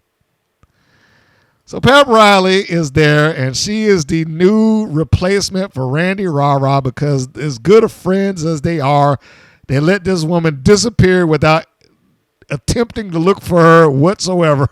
They just let her fade off into obscurity, and the best that they could do is let's just get another cheerleader to replace her. And so we have that. Campanelli does the whole speech and talks her up and like, we got Team Spirit and yada, yada, yada. And they go doing cartwheels and flipping around the ring to show who they are. I am relatively sure that Team Spirit will continue to do well because they've already done well and they just, swapped out one member for another. This really comes off to me like I was trying to find a nice way to say it, but yeah, it's an interchangeable part. I've said it a couple of times already, but this, I just got to come back to it. It just comes off like it's an interchangeable part. And this really solidifies that in my mind. It is, we lost one cheerleader. Let's just get another one. Let's put another one in there. And that's pretty much what they did. They just got another one, and we're back to where we were. She is now, fifth or sixth in a long line of cheerleaders? We had Patty Pizzazz back in the day, Randy Rah-Rah number 1, or whatever Patty Pizzazz's name was at the time. Randy Rah-Rah number 2, Pep Riley. There's another one, something Sparks. I'm missing 2 or 3 in between that. It's just like this show is determined and to have a cheerleader no matter what. So, I don't know.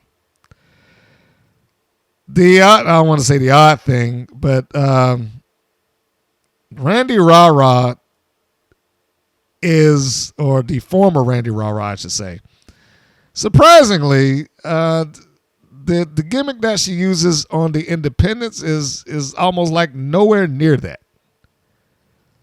Somebody had posted a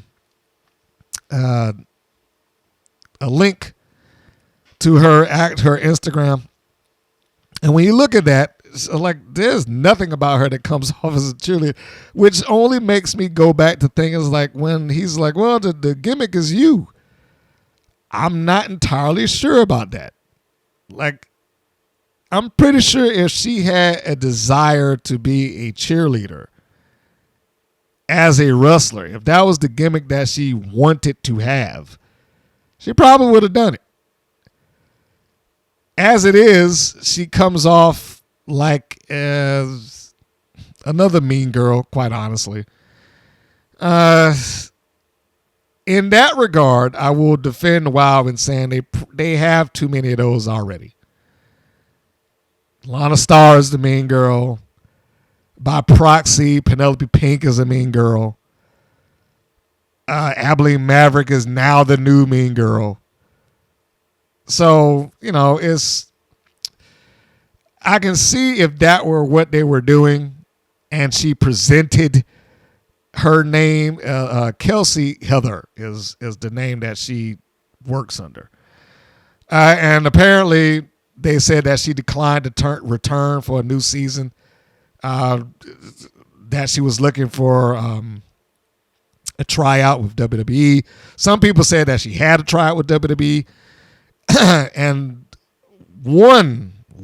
I am not going to say that this is going to happen. I cannot verify this. I have not found the information to verify this, so take it with a grain of salt. It had been posted in in one of the online groups that talks about that she had a WWE tryout and that she's most likely either NXT or Impact bound. Again, I do not know that for it to be factual. I can see when you look at her Instagram, it does come off like she wants to pursue wrestling in a different vein. Again, Kelsey, what was it? I just said it. Kelsey Heather is the name that she works under. And it is very likely that her aspirations to be a pro wrestler do not coincide with WoW. And she had been a cheerleader, which is probably why she got the cheerleader gimmick. But when you look at her just as her indie wrestling name, Kelsey Heather, again, there's nothing about her that comes off as a cheerleader. It doesn't come off like it doesn't come off like she is the dimwit that Randy Rah-Rah had been portrayed as. You see her on, she had a clip of herself on Shine as part of a tag team partners, the OMGs. So, there's almost nothing about her that is relative to the Randy Rah-Rah persona. So I think that's probably the best thing there is that, she probably just left. Her aspirations do not coincide with what WoW has. And rather than to give up on the cheerleader thing, they just found someone else to slot into that spot. So we've got the first versions of the new Team Spirit being shown. Campanelli and Ariel Sky now have their third member, and I think I said it before. If I were a betting man, they're probably in one of the top teams in the running to winning that trophy. Then we go to the main event. The main event being Los Bandidos with Sophia Lopez for the tag team championship, mind you, versus the Tonga Twins. This match made it very difficult for me to care. Not that anyone there performed badly, but it made it very, very difficult for me to care about this. Why, somebody might ask if you're hearing this for the first time. I will tell you. This match took place on December 23rd, or at least aired on December 23rd. Not took place on, but it aired on December 23rd. In some areas, December 24th, either that Saturday or Sunday.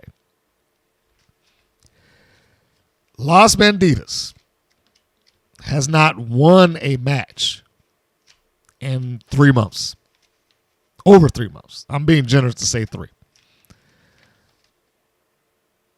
Their losing streak goes back to the summer.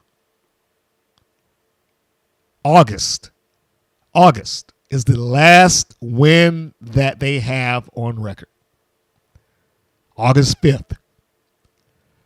Team that they defeated, Jennifer Flores and Steffi Slays.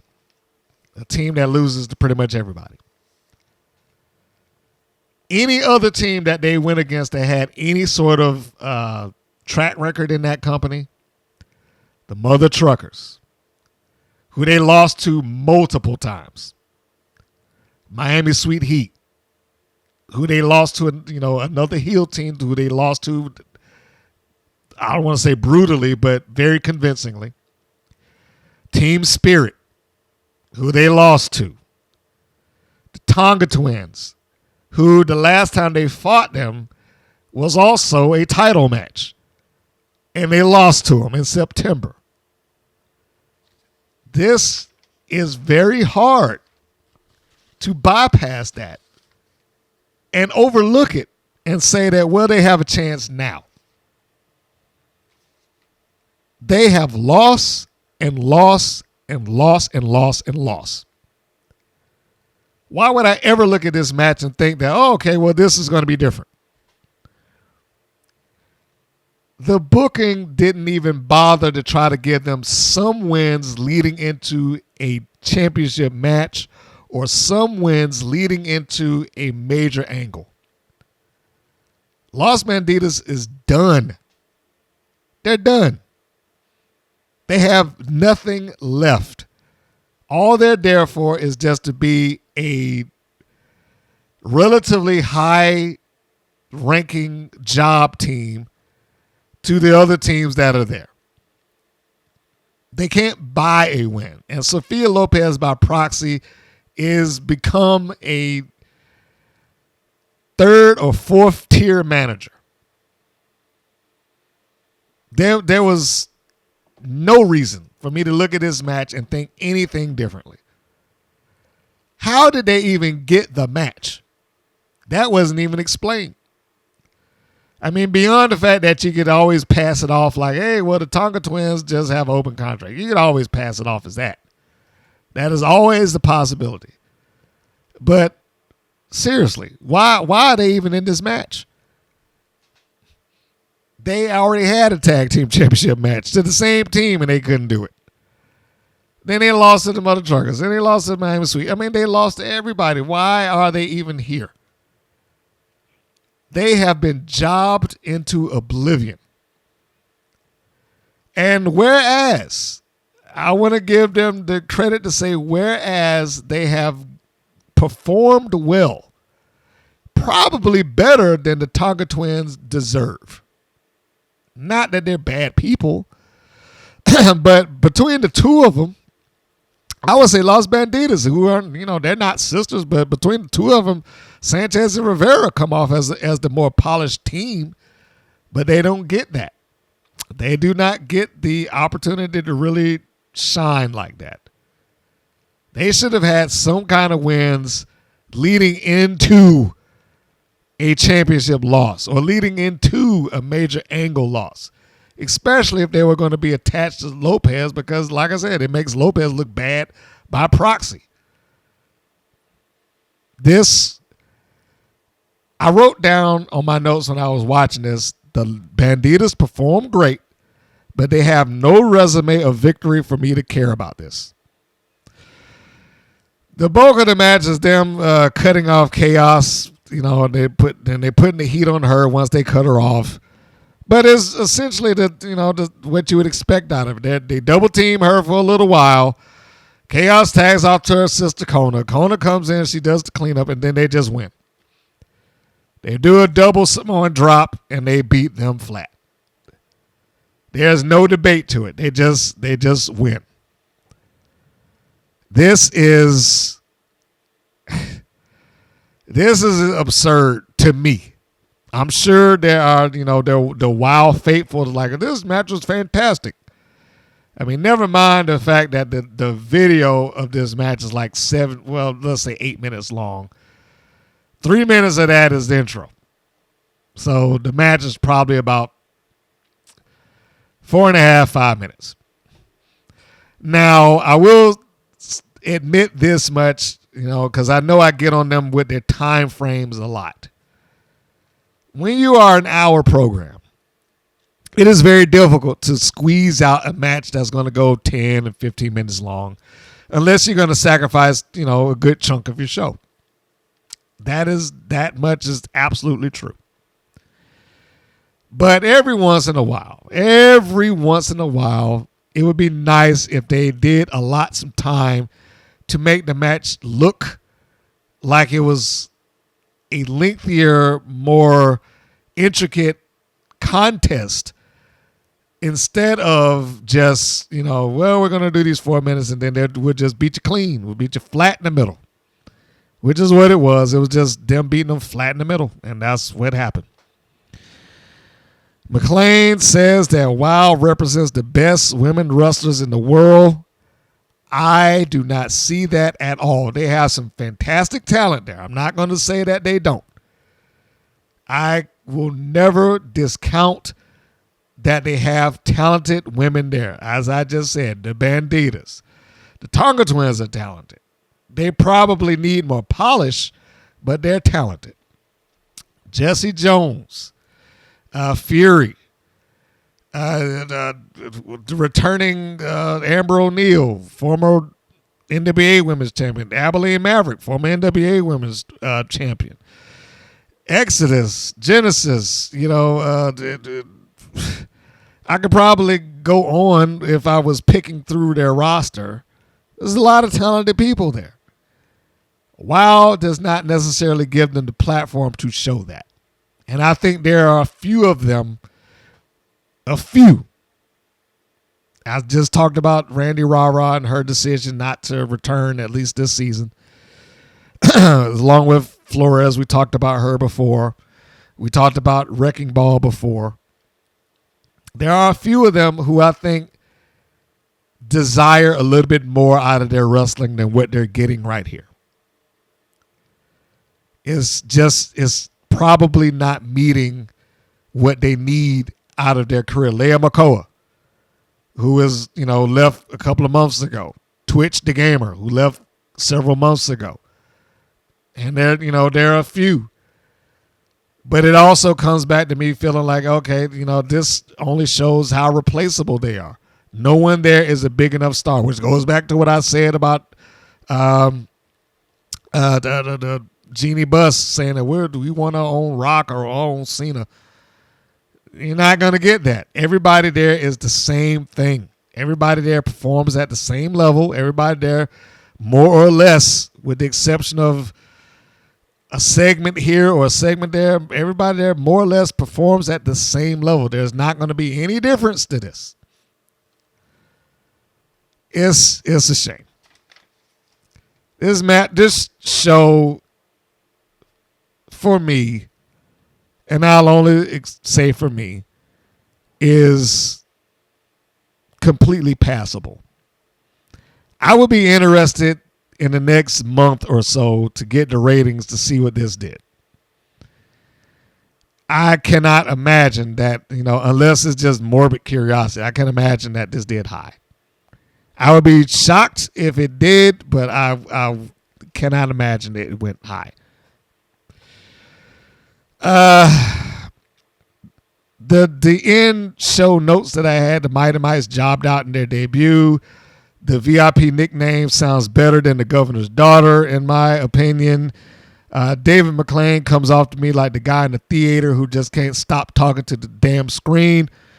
And other than that, there's nothing here. I mean, Gambino and Katarina Jinx is probably the closest thing that you have to some sort of ongoing thread of an angle or a storyline, but they don't really have much there. Goldie Collins and Campanelli, filler match. Mighty Mites Last Call, filler match. Banditas Tonga Twins, filler match. None of those have any sort of real merit towards what the program is. And that said, I will close on what is the preview for the upcoming episode. As I'm recording that, it'll come on tonight. So I don't know when this is uploading, so this might be out of sequence for you. You might be, listening to this past tense. But just take this with, like I said, just for what it is, that I'm going to read you the press release just to reflect on a few things before I close this up, because this has been a long show. The episode is going to be called Welcome Back. This is episode 16. This will be, 216? I just hit my microphone post. Sorry about that. It reads, with Amber O'Neal by her side, Jessie Jones makes her intentions towards her former tag team partner, Americana, crystal clear. With Amber by her side, I don't know why they wrote that twice, but this is how they wrote it. With Amber by her side, however, Jessie might just provoke another former WoW superhero to step up. Gloria Glitter aims to make a statement against Steffi Slays while Holiday tries to tame Chainsaw once and for all. Candy Crush looks to regain the support of her friend Princess Aussie in her match against Genesis, who's just as determined to show Team Exile that she's just fine without them in her corner. I read that because I wanted to say very little about this I care about. Very little. If you go onto their YouTube channel and you were reading this as some sort of surprise, they will have, this is another chance they immediately spoil that surprise. Just in the thumbnail, they immediately spoil the surprise of who the returning WoW superhero is. I'm not going to say it in case, you want some sort of shock. But the thumbnail gives it away instantly. Somebody needs to talk about who is editing the shows and who is doing the thumbnails and the video uploads. If you're trying to surprise the people that are watching your show, don't do things like this. Gloria Glitter, I'm fine with. We haven't seen her in a while. But really, it aims to make a statement against Steffi Slays. Come on. Holiday tries to tame Chainsaw once and for all. When have they fought each other to begin with? And quite honestly, I legitimately forgot about this feud. If I can call it a feud to begin with. I legitimately forgot about this. It's been so long. We haven't seen them interact in a month, and they still haven't even explained why they are at odds with each other, beyond the fact that they just walk up to each other every once in a while and they stare and then the other one backs off. What is this even supposed to be about?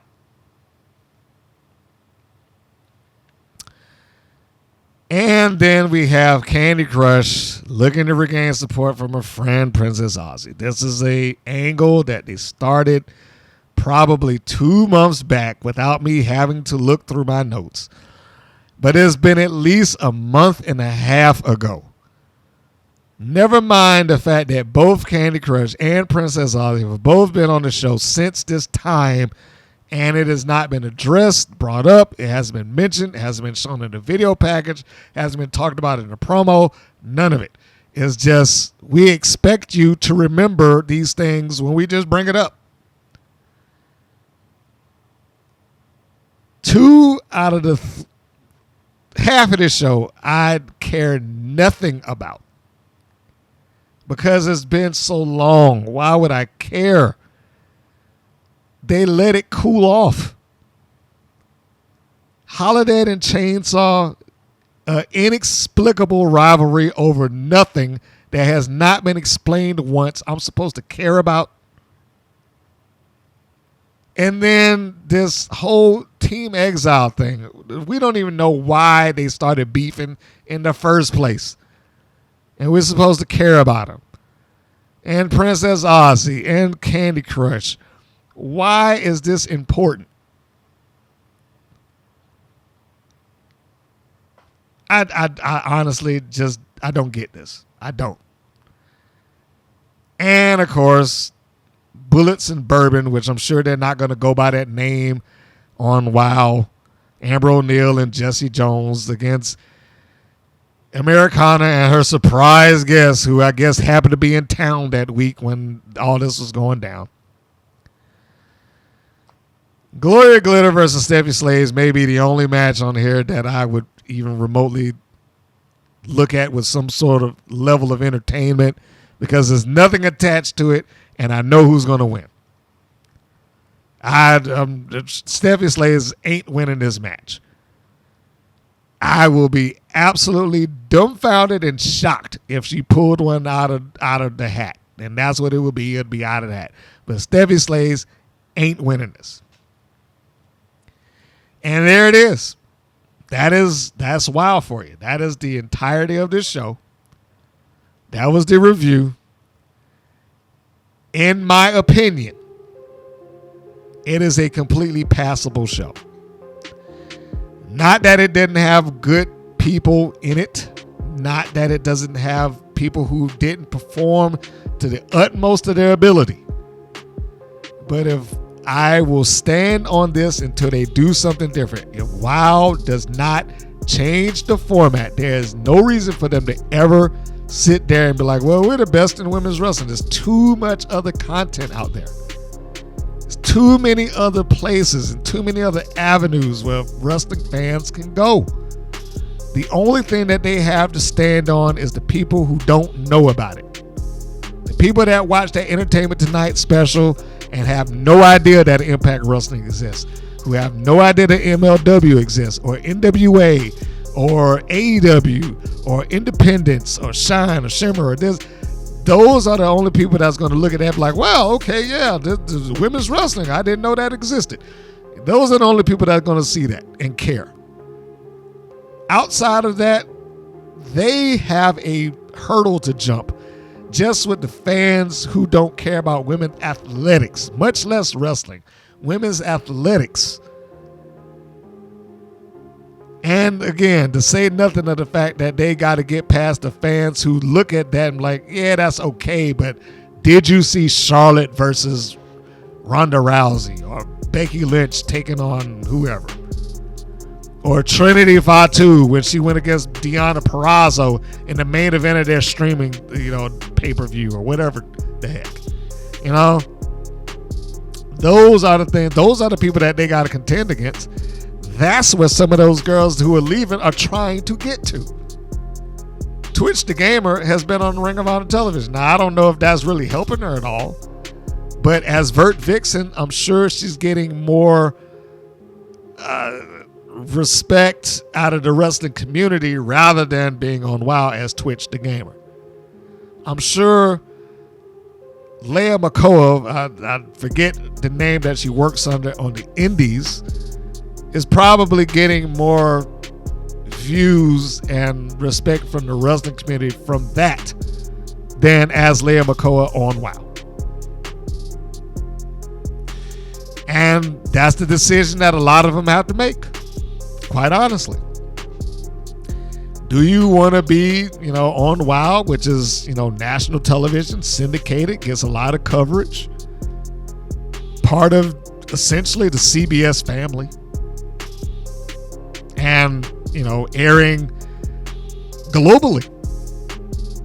That's one thing that, you can't take that away from WOW. Regardless of what I say about the product, or the booking or what have you, they do air globally. Not all over the globe, but they air globally. I think Australia and portions of Europe and Canada, I think.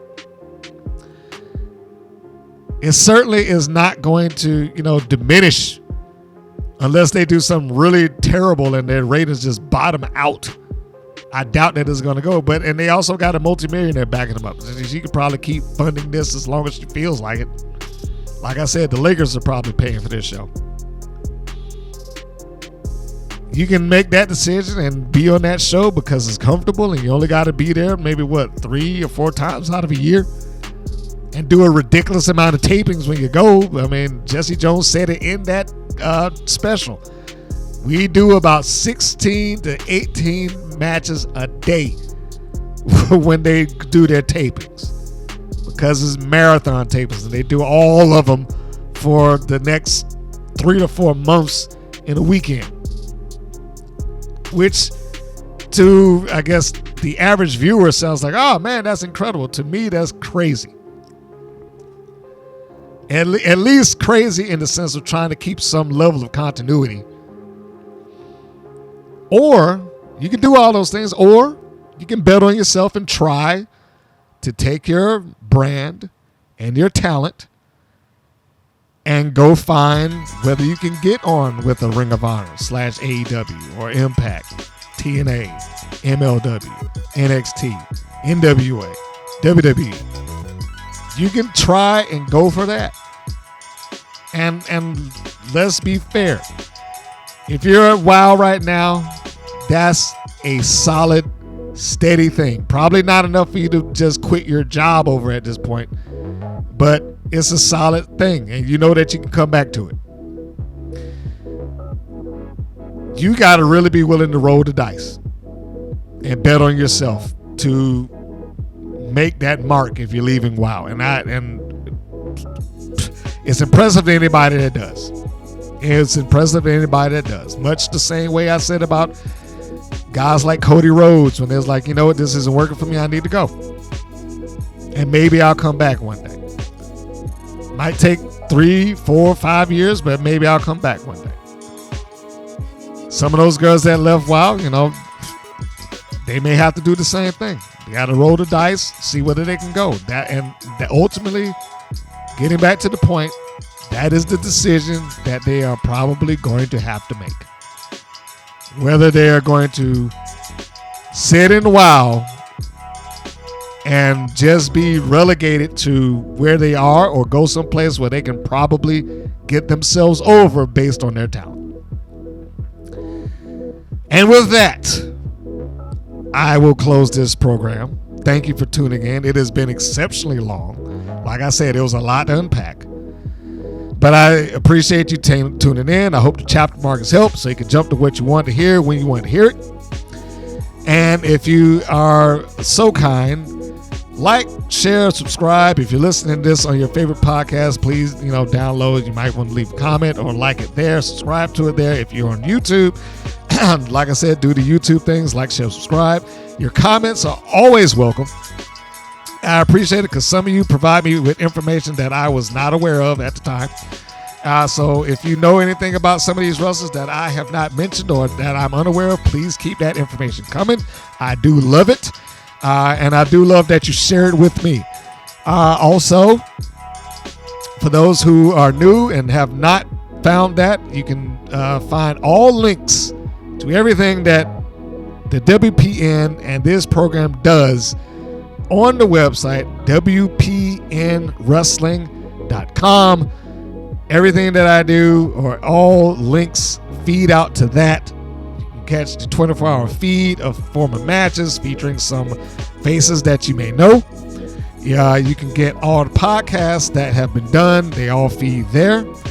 And if you really want to go the extra mile, and support, you can hit the shop link and purchase a shirt or some other piece of merchandise thereof. I am looking to produce some new ones as time goes forward. So thank you for all of that. Thank you for tuning in. I appreciate it. And in closing, as always, this is Mr. Green saying that this is Mr. Green saying so long, and we will see you on the next go round. Take care, everybody.